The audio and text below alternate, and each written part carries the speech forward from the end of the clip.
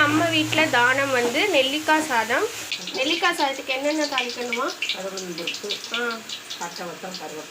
கடவுளும் பருப்பு, பட்டை வத்தல், கருவேப்பிலை, கடலை பருப்பு, பெருங்காயத்தூள். என்னது? 4 நெல்லிக்காய், ஒரு 2 சில்லு தேங்காய் சில்லு எல்லாமே மிக்சியில் போட்டு லைட்டாக ஒரு சுற்று மட்டும் சுற்றி விட்டுருங்க. சுற்றி விட்டு எடுத்து இதில் சேர்த்துக்கணுமா? மஞ்சத்தூள் போட்டிருக்கீங்களா? ஓகே.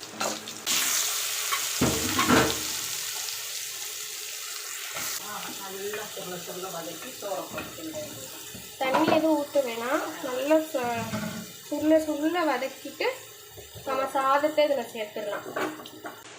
நெல்லிக்காய் சாதம் ரெடி ஆயிடுச்சு. தேவையான அளவு உப்பு நீங்கள் தாளிக்கும் போதே சேர்த்துக்கோங்க.